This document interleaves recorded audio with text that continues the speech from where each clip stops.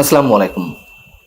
হঠাৎ করে একটি চিঠি রাজনৈতিক মহল থেকে শুরু করে সাধারণ মানুষের মাঝে ব্যাপক আলোচনা সৃষ্টি করেছে, কৌতূহলের সৃষ্টি করেছে। সেটি হচ্ছে সাবেক প্রধানমন্ত্রী শেখ হাসিনার বোন শেখ রেহানার মেয়ে টিউলিপ সিদ্দিকী একটি চিঠি দিয়েছেন প্রধান উপদেষ্টাকে। সেই চিঠিটি আন্তর্জাতিক গণমাধ্যম দ্য গার্ডিয়ানে প্রকাশ হয়েছে।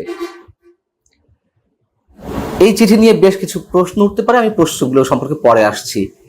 চিঠিতে ডক্টর মোহাম্মদ ইউনূসের প্রতি যে কথাগুলো লিখেছেন টিউলিপ সিদ্দিকী, তার সারমর্ম হচ্ছে এরকম যে তার বিরুদ্ধে বর্তমান অন্তর্বর্তী সরকারের যে অভিযোগ অথবা দুর্নীতি দমন কমিশনের পক্ষ থেকে দুর্নীতির অভিযোগে যে মামলাগুলো তার বিরুদ্ধে করা হয়েছে এবং গ্রেপ্তারি পরোয়ানা জারি করা হয়েছে, একটি বৈঠকে বসলে মুখোমুখি হলে তার সম্পর্কে সব ধরনের ভুল বুঝাবুঝির অবসান ঘটতে পারে, এমনটাই দাবি করেছেন টিউলিপ সিদ্দিক।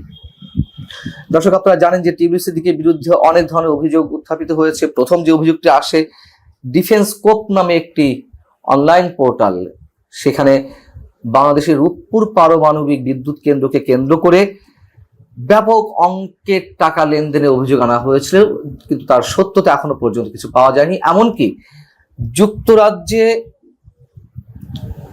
টিউলিপ সিদ্দিকী অথবা তার মা শেখ রেহানা ক্ষমতার অপব্যবহার করে ৭,২০০ স্কয়ার ফিটের একটি ফ্ল্যাট তারা পেয়েছিলেন, যে ফ্ল্যাটটি টিউলিপ সিদ্দিকী ব্যবহার করছিলেন, এরকম অভিযোগ উঠেছে।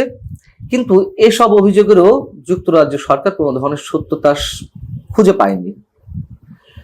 তারপরও ব্যাপক বিতর্কের মুখে তাকে সিটি মিনিস্টারের পদ ছাড়তে হয়। এসব ঘটনা আমরা জানি। আমরা গার্ডিয়ান যেটি বলছে এবং টিউলিপ সিদ্দিকী ডক্টর মোহাম্মদ ইউনূসকে উদ্দেশ্য করে যে চিঠি দিয়েছেন, সেই চিঠিতে যা বলা হচ্ছে একটু আপনাদেরকে শোনাই সারাংশটুকু। গার্ডিয়ান বলছে, নোবেলজয়ী অর্থনীতিবিদ মোহাম্মদ ইউনূসকে চিঠি দিয়েছেন টিউলিপ সিদ্দিক। ওই চিঠিতে ইউনূসের সঙ্গে সাক্ষাতের অনুরোধ করেন সাবেক সিটি মিনিস্টার। এই সাক্ষাতে চলমান বিতর্ক নিয়ে নিজের অবস্থান তুলে ধরতে চান তিনি। টিউলিপ চিঠিতে লিখছেন, তিনি আশা করেন যে সম্ভাব্য বৈঠক ঢাকার দুর্নীতি দমন কমিটির দ্বারা সৃষ্ট ভুল বুঝাবুঝি দূর করতে সাহায্য করবে। এছাড়া আমার মায়ের বোন শেখ হাসিনার সঙ্গে আমার সম্পর্কের বিষয়টিও তুলে ধরতে চাই। টিউলিপ সিদ্দিকী বলছেন, আমি দুদকের কাছে বিষয়টি স্পষ্ট করার চেষ্টা করেছি, কিন্তু তারা লন্ডনে আমার আইনজীবীদের সঙ্গে যোগাযোগ করতে অস্বীকৃতি জানিয়েছে। স্পষ্টতই ঢাকার একটি এলোমেলো ঠিকানায় চিঠিপত্র পাঠানো হচ্ছে, অর্থাৎ যেই সব ঠিকানায় চিঠিপত্র দেওয়া হচ্ছে টিউলিপ সিদ্দিকীকে উদ্দেশ্য করে, সেগুলোর কোনো ভিত্তি নেই, তেমনটাই তিনি উল্লেখ করছেন। এবং এই ফ্যান্টাসি কাল্পনিক তদন্তের প্রতিটি পদক্ষেপ গণমাধ্যমকে জানানো হয়, তবুও আমার আইনি দলের সঙ্গে যোগাযোগ করা হয় না। টিউলিপ সিদ্দিকী এইসব দাবি করছেন এবং তিনি এও দাবি করছেন যে তার খালার প্রতিপক্ষরা তাকে লক্ষ্য করে উদ্দেশ্য প্রণোদিতভাবে রাজনৈতিক অপপ্রচার চালাচ্ছে।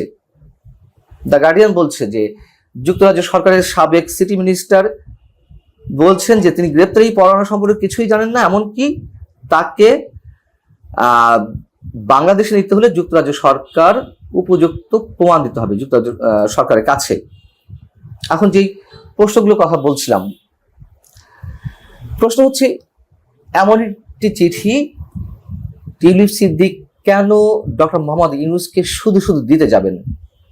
তিনি তো ভালো করে জানেন যে ডক্টর মোহাম্মদ ইউনূস সরকারের মূল যে টার্গেট, মূল লক্ষ্য উদ্দেশ্য, তা হচ্ছে শেখ হাসিনার সরকারকে ঘায়েল করা, মানে যে সরকারের পতন হয়েছে সেই সরকারের সঙ্গে জড়িত এবং আওয়ামী লীগের সঙ্গে যারা জড়িত বা আওয়ামী লীগকে টার্গেট করে যা যা করা দরকার সবকিছুই করবে এবং করা হচ্ছে। সেখানে টিউলিপ সিদ্দিক কেন বোকার মতন এমন একটি চিঠি দিতে যাবেন এবং এ ধরনের একটি বৈঠকে বসলেই যে সব সমস্যার সমাধান হয়ে যাবে, এটি টিউলিপ সিদ্দিককে কিভাবে আশা করতে পারেন? অথবা তার আগেও বা টিউলিপ সিদ্দিক কিসের ভিত্তিতে আশা করছেন যে ডক্টর মোহাম্মদ ইউনূস তার সঙ্গে বৈঠকে বসবেন?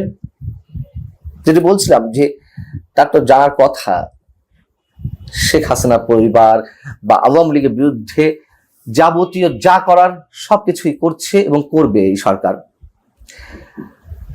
এবং আরো বড় যে প্রশ্ন, এই চিঠিটি কেন দ্য গার্ডিয়ানের মতো পত্রিকায় প্রকাশ হতে যাবে বা প্রকাশ হলো? আর সবশেষ যে প্রশ্ন সেটি হচ্ছে, ডক্টর ইউনূস সরকারকে তো অবৈধ বলে আসছে আওয়ামী লীগ, সেই সরকারের প্রধানের সঙ্গে আলোচনায় বসে প্রকারান্তরে কি এই সরকারকে বৈধতা দেওয়া হয় না? বিষয়গুলো আমার কাছে একটু কেমন খাপছাড়া খাপছাড়া লাগছে। তবে চিঠি যে দিয়েছেন বা সেটি গার্ডিয়ানে প্রকাশিত হয়েছে এ বিষয়ে তো আমরা নিশ্চিত। ভালো থাকুন সবাই, আল্লাহ হাফেজ।